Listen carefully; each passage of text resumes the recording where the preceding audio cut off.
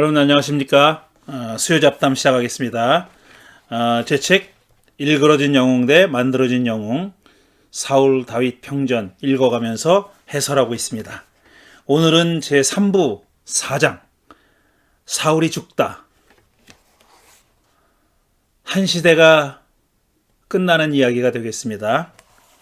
오늘 첫 번째 작은 단락을 읽으며 설명하겠습니다. 다윗은 아기스를 얼마나 속일 수 있다고 생각했을까? 그러니까 블레셋의 가드의 왕이죠. 아기스는. 다윗은 두 번이나 이 사울을 피해서 아기스에게 몸을 의탁합니다. 첫 번째는 성공하지 못했고, 두 번째는 자기 수하에 600명이나 되는 집단을, 용병으로 쓸 수 있는 집단을 동행해서 같이 갔기 때문에 받아들여졌죠. 근데 다윗은 이 가드 왕인 아기스가 하사한 시글락이라고 하는 도시를 다스리면서 거기 거주하면서 그 주변을 침공해서 점령해 나갔죠. 그런데 그게 아기스에게는 유다의 성읍이라고 속였지만 사실 유다의 성읍이 아니었단 말이에요. 그래서 속인 거죠. 아기스를 계속 속였죠. 자기가 한 짓이 들통나지 않게 하려고 정벌한 도시의 촌락의 사람들을 다 몰살시켰습니다. 아무도 살아남지 못해서 그 소문이 퍼져나가지 못하게 했다는 거죠. 그래가지고 그런 정도 가지고 소문이 퍼지지 않았을까 싶은 그 정도로 됐을까 싶은 의문은 들지만 어쨌든 설화자는 그렇게 설명하고 있습니다. 계속 아기스를 속이고 있었던 거죠. 자기도 속임수가 오래 가리라고 생각하지는 않았을 거다. 그랬겠죠, 당연히. 다윗에게 위기가 닥쳐올 때까지는 긴 시간이 걸리지 않았다. 아기스가 이스라엘을 공격하려고 군대를 집결시켰다. 이스라엘과 전쟁을 벌이기로 했다는 겁니다. 다윗도 출정하게 됐다. 이거 큰일 났죠. 자기의 고국과 비록 사울을 피해서 지금 아기스에게 몸으로 의탁하고 있지만 자기 나라입니다. 이스라엘은. 그 이스라엘과 전쟁을 하게 됐는데 지금 이 블레셋 편에 서 있잖아요. 그러니까 곤란하게 된 거죠. 그동안 이스라엘과의 싸움을 겨우 피해왔는데 이번엔 피할 수 없게 됐던 겁니다. 봉신 또는 용병인 주제에 받드는 왕의 명령을 무슨 수로 피할 수 있었겠습니까? 다윗은 일단 명령을 받들겠다고 대답을 합니다. 같이 출정하자 하니까 그럼하고 대답했다는 거죠. 다른 대답을 할 여지가 없었죠. 자, 28장입니다. 아기스가 다윗에게 귀관이 나와 함께 출정해야 한다는 것을 알고 있을 줄 아오. 귀관은 부하들을 거느리고 직접 출정하시오. 그랬어요. 그랬더니 다윗이 그렇게 하겠습니다. 이 종이 무엇을 할 수 있는지 임금님이 아시게 될 것입니다. 이렇게 대답했어요. 블레셋 군대는 아벡에 집결했고 이스라엘 군대는 이스라엘 샘가에 진을 쳤다. 그러니까 서로 마주보고 있었다는 얘기가 됩니다. 블레셋 군대 규모가 훨씬 컸던 모양입니다. 여러 지도자들이 수천 명씩 거느리고 있었는데 다윗은 아기스와 함께 후방에 있었다는 거예요.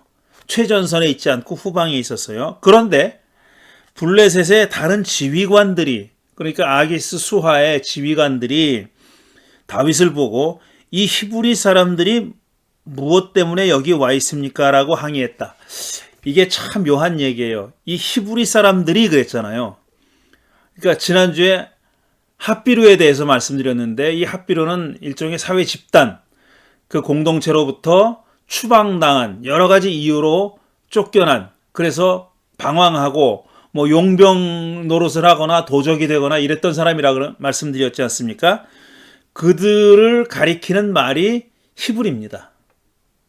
히브리는 그러니까 종족을 지칭하는 이름이 아니라 어떤 특정한 사회 집단을 지칭하는 이름인데 이 아기스 수하의 지휘관들이 다윗의 집단, 다윗과 그의 수하에 있는 자들을 가리켜서 이 히브리 사람들이라고 불렀던 겁니다. 그러니까 또 종족을 얘기하지 않고, 종족을 언급하지 않고 집단, 사회 계급 혹은 사회 집단의 이름을 불렀다는 겁니다. 무엇 때문에 여기에 와 있습니까? 하고 항의했다. 마치 다윗이 자기 땅에서 지내온 걸 몰랐다는 듯이, 그러니까 뭐 전혀 영문도 모르겠다는 듯이, 하지만 그럴 리는 없잖아요. 이미 14개월인가 이 시글락을 다스리고 살고 있었단 말이에요. 블레셋의 영토 안에서 살고 있었는데 마치 몰랐다는 듯이, 아니면은 왜 이런 자들까지 전쟁에 끌고 왔느냐고 이렇게 항의하는 듯이 그렇게 말한 거죠. 다윗은 위기에 봉착했지만 큰일 났죠. 이제 다행히 아기스가, 귀관들도 알다시피 이 사람은 이스라엘 왕 사울의 종이었던 다윗이요, 뭐 처음 소개하는 것처럼 마치 그가 나와 함께 지낸 지가 이미 한두 해가 지났지만 그가 망명해 온 날부터 오늘까지 나는 그에게서 아무런 허물도 찾지 못하였소라고 다윗을 변호했습니다. 그러니까 이상한 짓을 안 했다는 겁니다. 자기에게 계속 충성해왔다, 이런 뜻입니다. 자, 아기스는 정말 다윗을 전적으로 신뢰했을까요? 그렇다면 그동안 다윗의 속임수가 철저하게 성공적이었다고 볼 수밖에 없습니다. 정말로 전적으로 신뢰했다면 다윗이 잘 속인 거죠. 여기서 다윗이 위장 취업한 것이 드러나면 다윗은 물론이고 그를 받아준 아기스 자신도 위험에 빠질 수 있었다고 볼 수 있습니다. 왜냐하면 군사 지휘관들이 가만히 있지 않았을 테니 말이죠.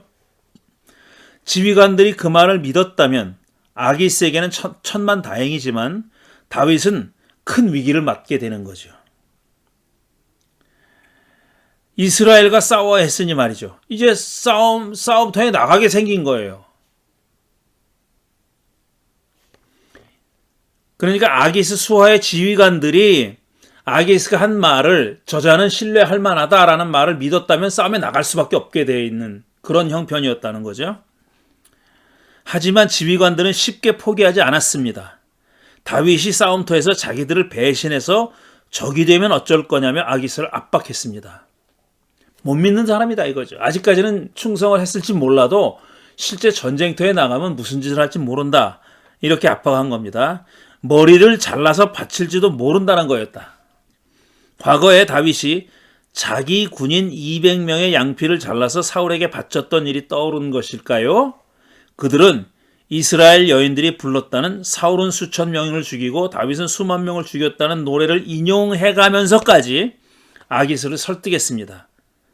그러자 아기스도 이렇게 끈질기게 항의하는 이 지휘관들의 말을 어길 수가 없었습니다. 그래서 다윗이 이스라엘과의 전투에 참여하지 않게 되죠. 다윗이 이스라엘과의 전투에 만약에 참여했더라면 어떻게 처신했을지 궁금하지 않습니까, 여러분? 이 큰일 났죠. 자기 동족을 죽여야 하는 그런 형편에 놓이게 되니까 큰일 난 거죠. 다윗은 이런 상황을 자기에게 유리하게 만들려고 또 노력을 합니다.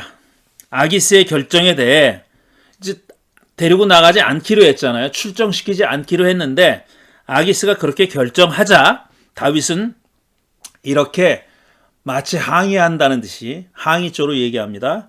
내가 잘못한 일이 무엇입니까? 임금님을 섬기기 시작한 날부터 오늘에 이르기까지 임금님께서 말씀하신 대로 종에게서 아무런 허물이 드러나지 않았다면 왜 이 종이 이제 나의 상전이신 임금님의 원수들과 싸우러 나갈 수가 없습니까? 라고 항의를 했다는 겁니다. 짐짓 그렇게 한 거죠. 그러니까 자기를 데리고 나가지 않을 것 같으니까 항의하는 척 한 겁니다. 다윗이 이런 사람이에요. 가히 메소드급 연기라고 할 만합니다. 아기스는 다윗의 반응에 만족해하면서 그를 시글락으로 돌려보냈습니다. 당신은 싸움하지 말고 전쟁하지 말고 돌아가시오 하고 돌려보냈다는 겁니다. 자, 여기까지가 하마터면 다윗이 사울과 이스라엘과의 전투에 나갈 뻔한 얘기입니다. 위기를 모면한 얘기죠. 이것도 다윗에게 참 유리한 이야기입니다. 왜냐?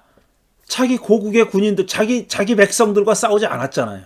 싸우지 않게 됐으니까 다윗에게 참 유리한 얘기죠. 자, 설화자는 이 이야기 중간에 사울이 엔돌의 무당을 찾아간 이야기를 끼워 넣습니다. 그러니까 28장 1절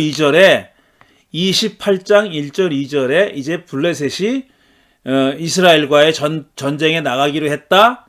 그리고 다윗도 출장시켰다라는 말이 1절과 2절에 나오고 그 다음에 3절부터는 전혀 다른 얘기가 나오는데 그 얘기가 뭐냐면은 사울이 블레셋과의 전투를 앞두고 엔돌의 무당을 찾아간 이야기가 그 사이에 등장합니다. 그 이야기가 끝나자 그러니까 25절에서 끝나는데요. 그 다음에 29장에 지금 읽은 얘기가 나오는 거예요. 지금 설명한 얘기가 나와요. 전쟁할 뻔했는데 지휘관이 보고 와서 이 자가 왜 여기 있습니까? 이 히브리 사람들이 왜 여기 있습니까? 그리고 그 자를 전투에 데리고 나가면 안 됩니다. 라고 강하게 어필했고 그 아기스가 그 어필을 받아들여서 결국은 다윗을 시글락으로 돌려보내는 이야기가 29장에 계속 나옵니다. 그래서 29장 마지막 11절까지 나와요. 그 다음에 또 그러면 이제 블레셋과 아기스와 사울이 전쟁하는 얘기가 나올 법한데 그 얘기가 안 나오고 시글락으로 돌아간 다윗이 겪은 이야기가 나옵니다. 그게 30장에 나와요. 30장. 그 이야기를 다 마친 다음에 31장에 이제 블레셋과 사울의 군대가 싸워서 사울이 전사하는 얘기가 나옵니다. 그러니까 중간에 28장 1절 2절에서부터 뛰어넘어서 31장으로 가도 사실은 무리가 없는 겁니다. 그렇게 되면은 다윗이 그 전투에 참가하지 않게 됐다는 얘기가 빠지는 거죠. 다윗이 참전한 이야기가 됩니다. 다윗이 참전한 전투에서 사울이 죽은 얘기가 되는 거죠. 그러니까 28장 1절 2절에서 31장으로 건너뛰면 그렇게 된다는 겁니다. 그 중간에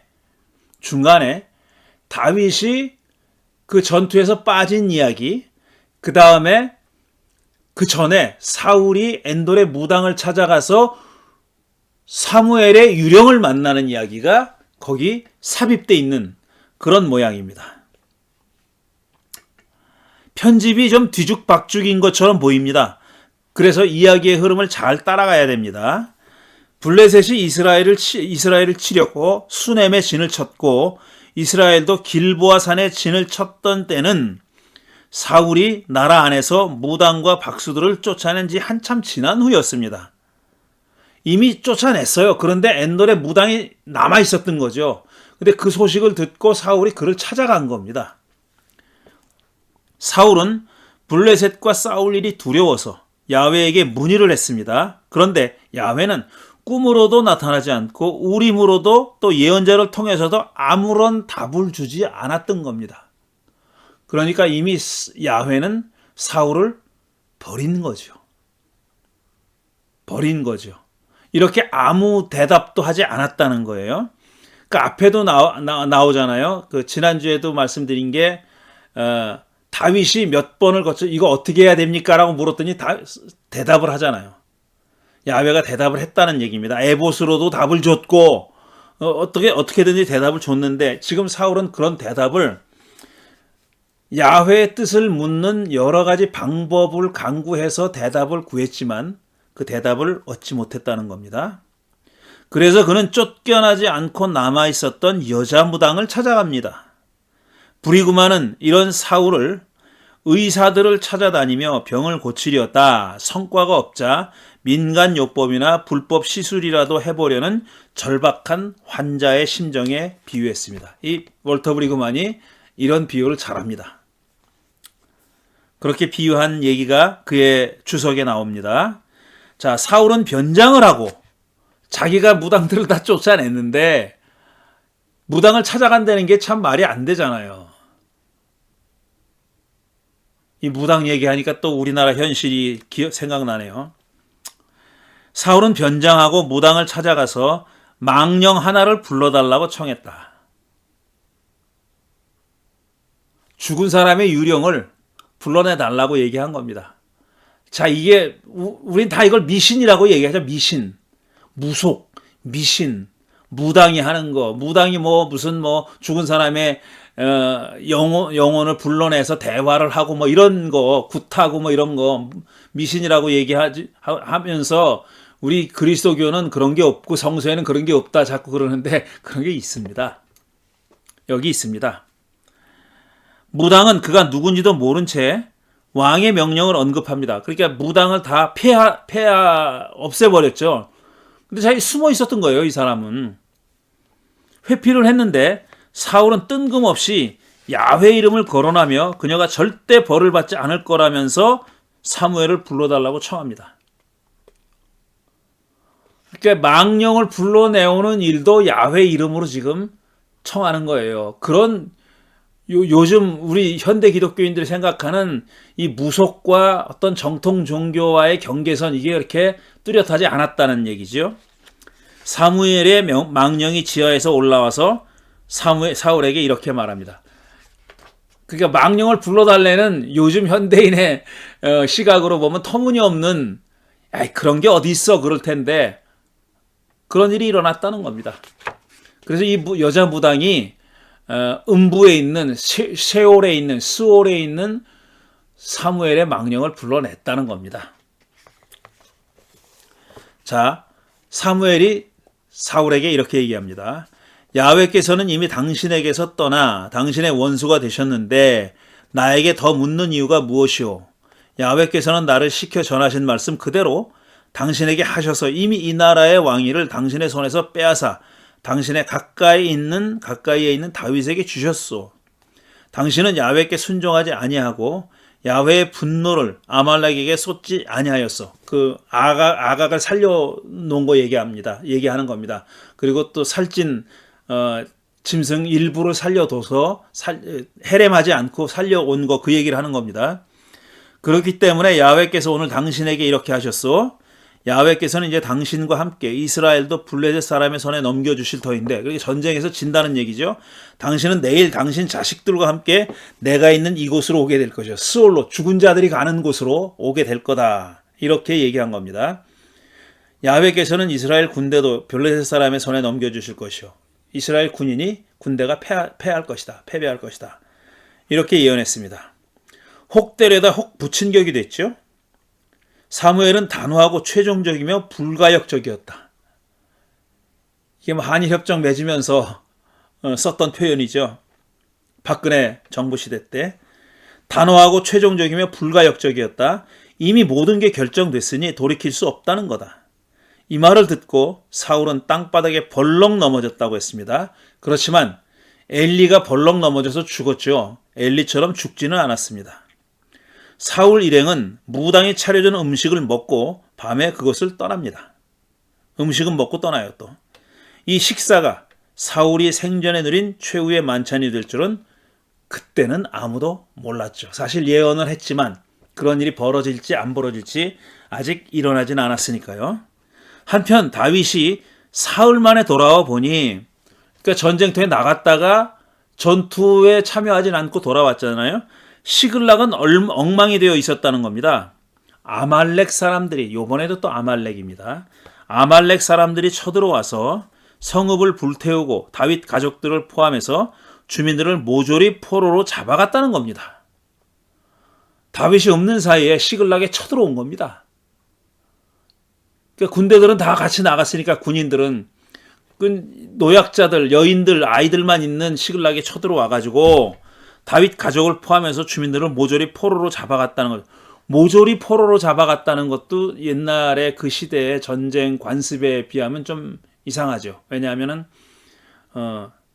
죽이는 게 보통이었죠. 종으로 쓸 사람들만 빼놓고는 죽였으니까요. 하기는 남자 군인들이 다 나갔다면은 전투에 나갔다면은 이제 나머지는 다 포로로 잡아갔을 수 있겠죠. 종으로 쓰려고. 다윗과 부하들은 목 놓아 울고 나서 참변이 다윗 탓이란 듯이 다윗을 돌로 치려고 했다. 이게 좀 이상한 거예요. 왜 여기서 다윗을 탓했을까? 다윗이 뭐 잘못한 게 있어요? 시글락이래. 아기스가 오라고 하니까 간 거고, 전투에 참여, 그런 신세예요. 그런 처지예요.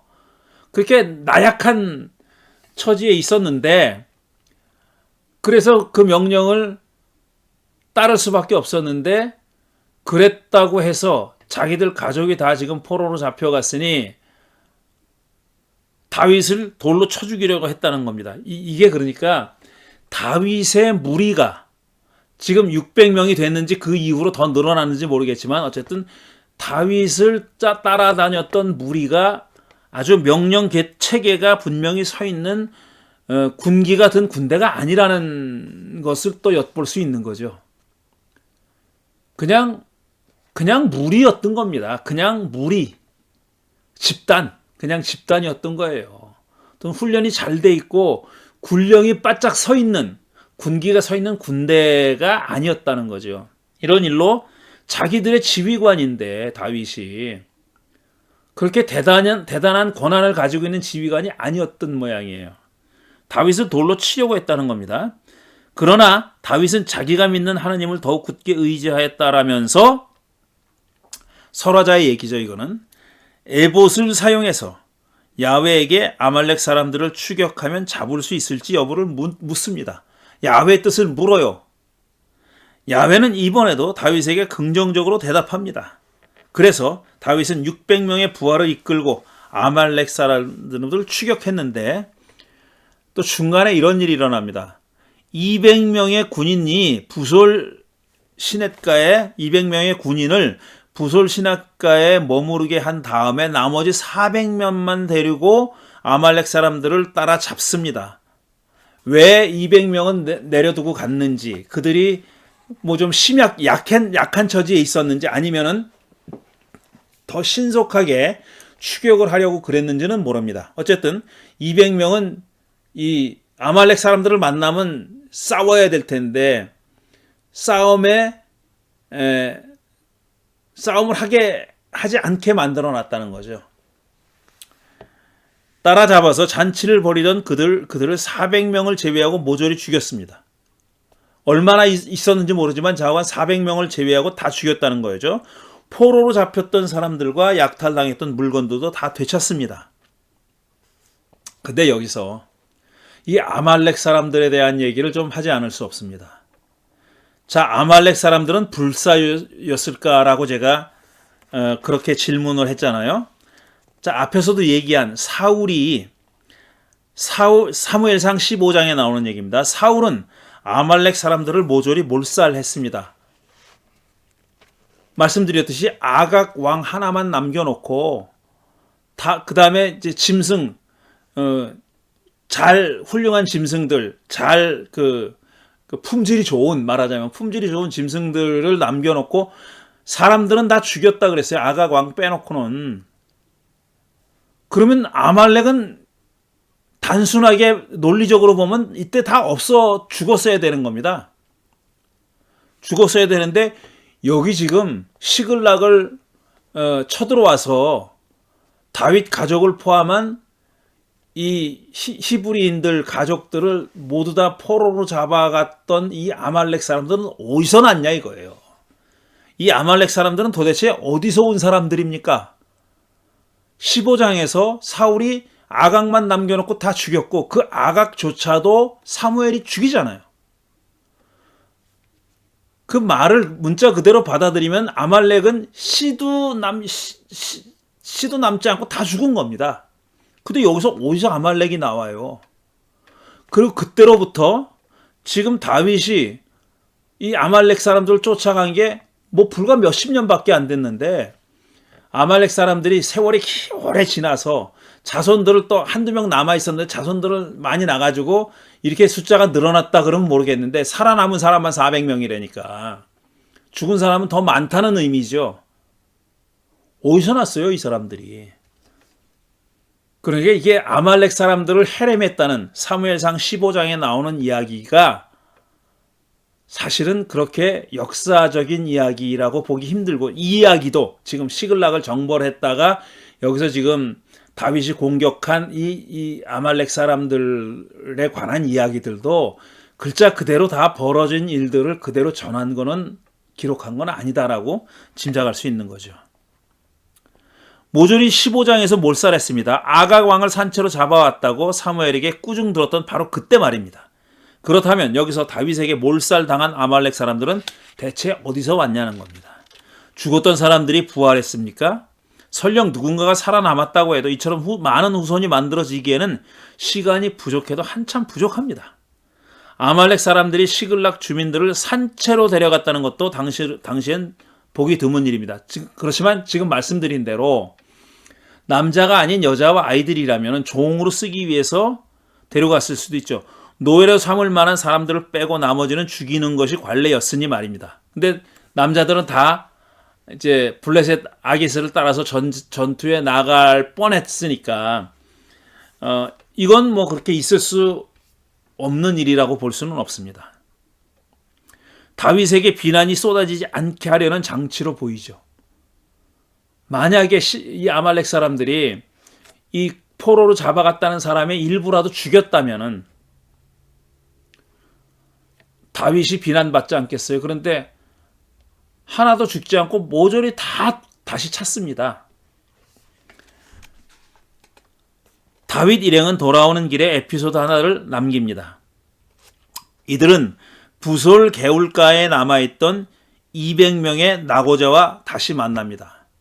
이들이 전투를 치르지 못할 상황이어서 남았는지 어쨌는지는 우리가 짐작할 수밖에 없지만 어쨌든 그들과 다시 만나요. 그들은 다윗 일행을 환영했지만 다윗과 함께 죽기 살기로 아말렉과 싸웠던 군인들 중에는 굳이 나고자들까지 챙겨줘야 하냐고 주장한 사람들이 있었다는 겁니다. 그럴 법하죠. 자기들은 전투에 나가서 죽기 살기로 싸웠는데 아마 사상자도 있었겠죠. 그런데 시냇가에서 편안하게 쉬고 있던 사람들이지 않습니까? 그런데 그들과 전리품을 나누고 싶었겠어요? 나누고 싶지 않았겠죠. 이때 다윗은 동지들, 야훼께서 우리를 지켜주시고 우리에게 쳐들어온 습격자들을 우리의 손에 넘겨주셨어. 야훼께서 우리에게 선물로 주신 것을 가지고 우리가 그렇게 처리해서는 안 돼요. 그러니까 전리품을 이 200명을 빼고 나머지만 갖고 나누는 것은 야훼의 뜻에 맞지 않는다라는 취지로 얘기한 겁니다. 또 동지들이 제안한 이 말을 들을 사람은 아무도 없어. 전쟁에 나갔던 사람의 몫이나 남아서 물건을 지킨 사람의 몫이나 똑같아야 하오. 모두 똑같은 몫으로 나눠야 하오. 물건을 지켰다는 얘기는 그러니까 신속하게 쫓아가기 위해서 가장 가벼운 그 옷차림을 하고 갔을 수 있는 거죠. 그러니까 나머지 200명은 그들의 짐을 지켰을 수 있는 거죠. 이런 감동적인 연설로 그들을 설득했다는 겁니다. 그리고 설화자는 이 방식이 율례와 규례가 되어 그때부터 오늘날까지 지켜지고 있다라는 말을 덧붙였습니다. 그러니까 그 이후로는 다윗이 지금 모범을 보인 것처럼 군 전투에 나가지 않은 사람들 몫까지 전리품에서 나눠줬다 이런 얘기입니다. 다윗이 좋은 선례를 남겼다는 얘기죠. 자, 설화자의 다윗 친화적인 태도는 진작에 여러 번 제가 말씀드렸죠. 이 에피소드를 남긴 데는 특별한 목적이 있을 것 같습니다. 똑같은 아말렉과의 전투지만 사울과 다윗이 얻은 결과는 판이했다는 겁니다. 그러니까 사울이 아말렉과 싸웠을 때 벌어졌던 일, 그 다음에 그 결과, 그 다음에 다윗이 똑같은 아말렉과 싸웠을 때 벌어졌던 일과 그 결과는 이렇게 판이하게 달랐다라는 것을 강조하는 그런 에피소드가 아니냐 하는 거죠. 그래서 사울과 비교해서 다윗이 얼마나 훌륭한 사람인가, 더 나은 사람인가 하는 것을 보여줄 의도가 있었던 것은 아닌가라는 얘기입니다. 사울은 아각 왕과 좋은 짐승들을 죽이지 않았다고 해서 사무엘에게 준엄한 질책을 받았고 야훼의 눈밖에 났지만 다윗은 백성들을 구출했을 뿐더러 전리품을 모든 부하들에게 나눠주어 이후로 지켜줄 규례까지 세웠다는 겁니다. 그러니까 사울은 나쁜 놈, 다윗은 좋은 놈, 이렇게 되는 거죠. 다윗에게 헤렘의 명령이 주어지는 않았습니다. 그런 명령을 아무도 하지 않았어요. 아말렉이라는 동일한 적과 벌인 전투의 결과와 평가가 이렇게 갈라진 것은 그냥 넘어갈 일은 아니다 하는 거죠. 설화자의 분명한 의도가 있다는 겁니다. 새 시대는 새로운 인간상이 필요함을 보여주고 싶었을까? 새로운 인간상을 구현한 다윗으로 인해 새 시대가 열렸다는 뜻일까? 자, 이 이야기를 제가 여러 번 인용하고 있는 월터 브리그만은 In Man We Trust라는, 그러니까 지혜 전승 연구라고 하는 오래전에 나온 책이죠. 그거의 원래 제목은 In God We Trust가 아니라 그건 미국 돈에 써 있는 문구잖아요. 근데 In Man We Trust라고 해가지고 이 구약 성서에서 당시 일반적인 그 고대 중동 문화권에서 지켜지던 관습과는 전혀 다른 새로운 전통을 만들어내는 이야기들을 가져옵니다. 그 이야기들을 해설하는 그런 책인데 그 책에 이 얘기가 나와요. 지금 200명에게도 전리품을 나눠준 얘기가 나옵니다. 그게 이제 새로운 어떤 전통을 세우는, 새로운 시대를 여는, 좀 더 확장하면 새로운 시대를 여는 얘기라는 뜻이죠. 한편 죽은 사무엘에게 받은 질책으로 크게 낙담한 사울을 기다리는 것은 블레셋과의 전투였습니다. 이제 한참 꾸중을 듣고 나서 어쩔 수 없이 전투에 나섰던 거죠. 길보아 산에서 이스라엘과 블레셋 두 군대가 맞붙습니다. 이게 31장 1절에 나오는 겁니다. 뚝 뛰어넘어서 다윗 이야기가 중간에 이렇게 끼어들었다가 본격적으로 전투가 벌어진 이야기는 31장에 나옵니다. 블레셋의 전력이 월등했기에 이스라엘 군대는 맹목치고 패했고 사울의 아들 요나단, 아비나답, 말기수아가 전사했으며 요나단이 여기서 죽습니다. 그리고 아비나답, 말기수, 다른 아들들, 그 밑에 동생들도 죽고 사울도 화살을 맞아 죽을 지경에 처합니다. 사울은 자기 무기 담당 병사에게 자기를 죽여라. 이방인들 블레셋 사람의 손에 죽느니 치욕적으로 죽느니 네가 차라리 나를 죽여라 라고 명령을 했지만 겁에 질린 그는 무기 담당 병사는 감히 왕을 죽이지 못했다는 겁니다. 그래서 사울은 자기 칼 위에 엎어져서 죽었다라고 31장 4절에 기록되어 있습니다. 근데 이게 또 얘기가 다른, 사울의 죽음, 사울이 어떻게 죽었냐에 대해서 여러 가지 버전이 있는 겁니다.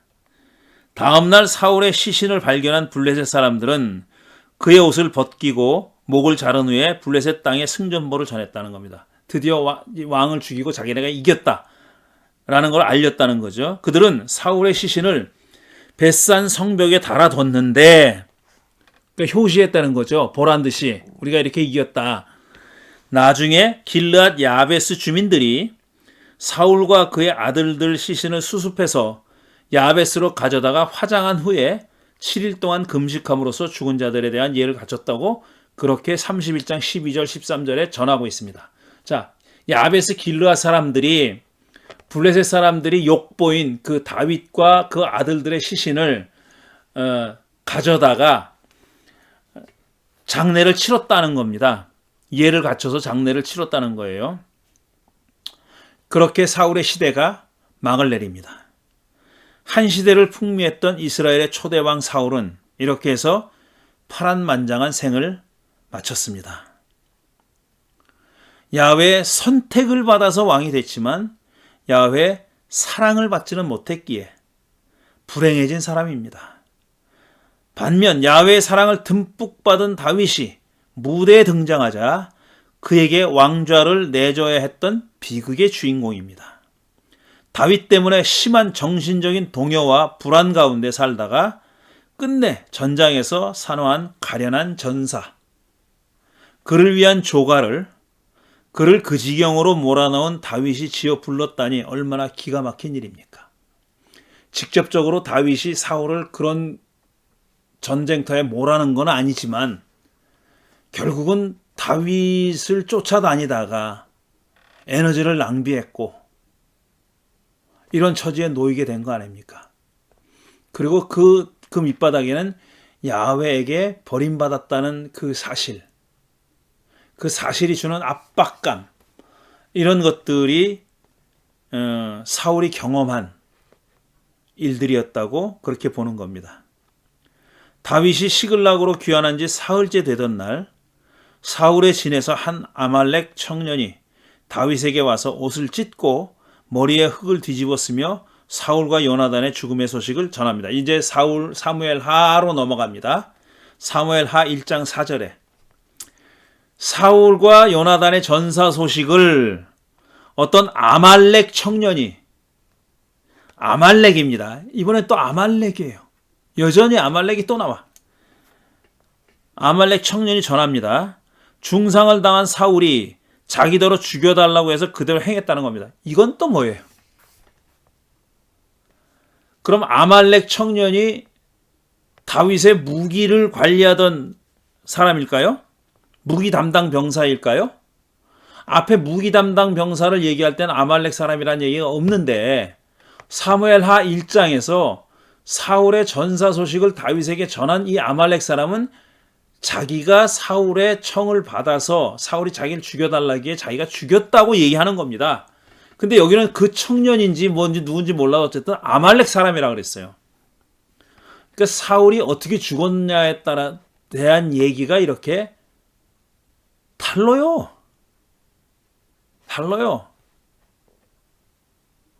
이게 어떻게 된 걸까? 그러고는 청년은 사울의 왕관과 팔찌를 다윗에게 내밀었다.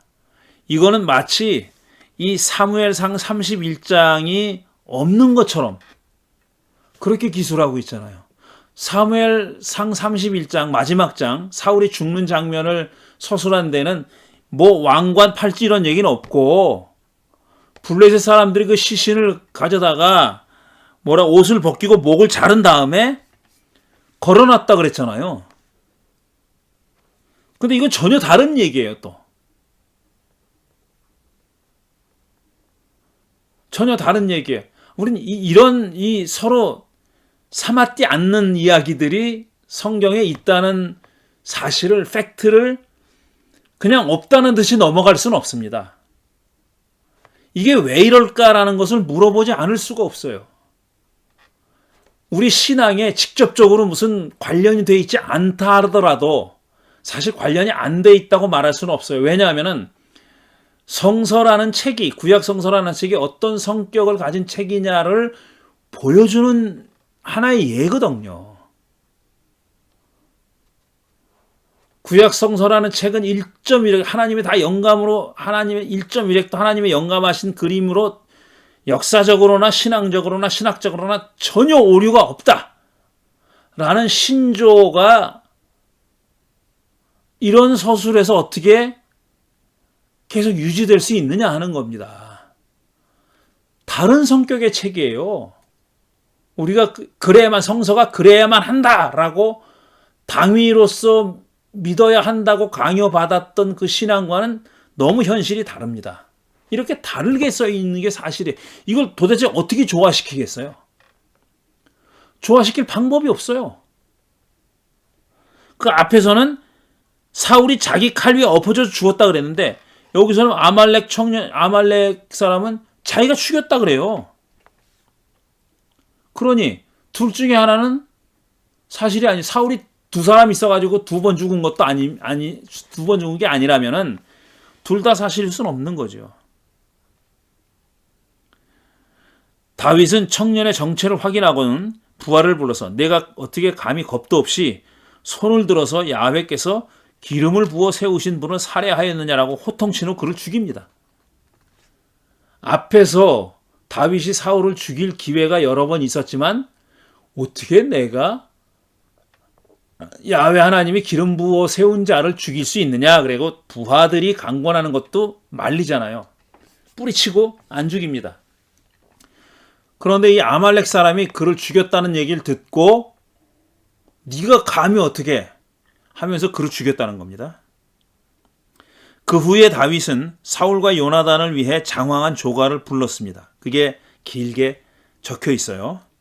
사울과 다윗의 끈질긴 대결은 이렇게 끝납니다.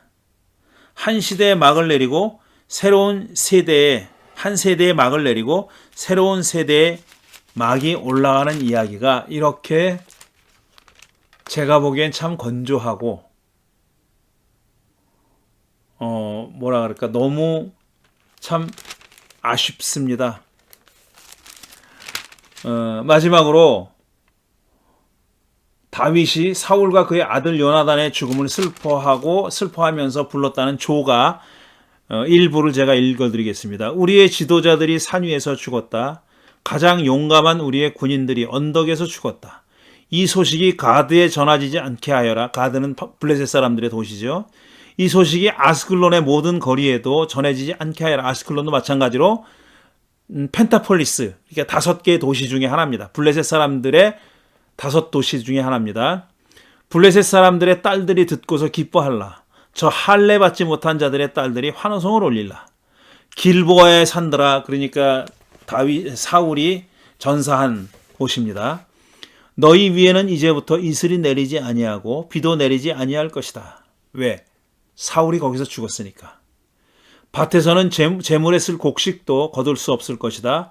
길보아의 산에서 용사들의 방패가 치욕을 당하였고 사울의 방패가 녹슨 채로 버려졌기 때문이다.